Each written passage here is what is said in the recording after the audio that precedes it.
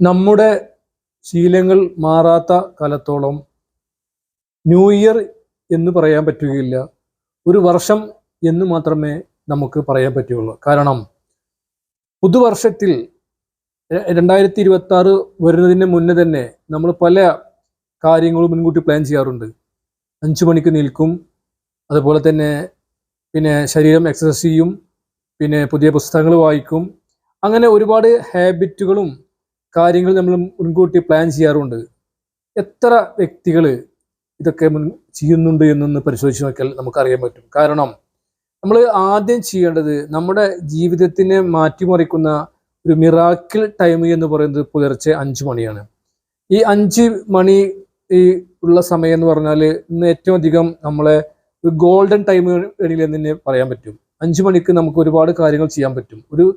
ഒരു ദിവസത്തിന്റെ ആരംഭകാല സമയമാണ്. അവിടെ തുടങ്ങുന്നു നമ്മുടെ മലയാളിയുടെ തെറ്റായ തീരുമാനങ്ങൾ. അവർ 5 മണിക്ക് അലാറം വെക്കുന്നു, പക്ഷെ അത് വീണ്ടും കിടന്നുകൊണ്ട് പുതപ്പിട്ടുകൊണ്ട് വീണ്ടും അത് ഓഫാക്കിക്കൊണ്ട് വീണ്ടും ഉറങ്ങുന്നു. ഇങ്ങനെ ഓരോ വർഷം കഴിയും തോറും പുതു ഹാബിറ്റുകളും ആക്ഷനുകളൊക്കെ എടുത്തു വെക്കും എന്നല്ലാതെ ഇവരുടെ ഹാബിറ്റുകളോ ഇവരുടെ ശീലങ്ങളോ ഒരിക്കലും മാറ്റാറില്ല. ഒരു 3% ആൾക്കാരെങ്കിലും ജീവിതത്തിൽ അങ്ങനെ മാറ്റിയവരുണ്ടായിരിക്കാം. ആ 3% ആൾക്കാരുടെ ജീവിതത്തിൽ വളരെയധികം മാറ്റങ്ങൾ ഉണ്ടായിട്ടുണ്ട്. ഇന്ന് ലോകത്ത് വിജയിച്ച ആൾക്കാർ, ലോകത്തെ 3% ആൾക്കാരോടൊക്കെ വിജയത്തിന്റെ ഘടകം അവരോട് നമ്മൾ ചോദിച്ചാൽ അറിയാൻ പറ്റും, അല്ലെങ്കിൽ അവരെ പുസ്തകങ്ങൾ വായിച്ചറിയാൻ പറ്റും.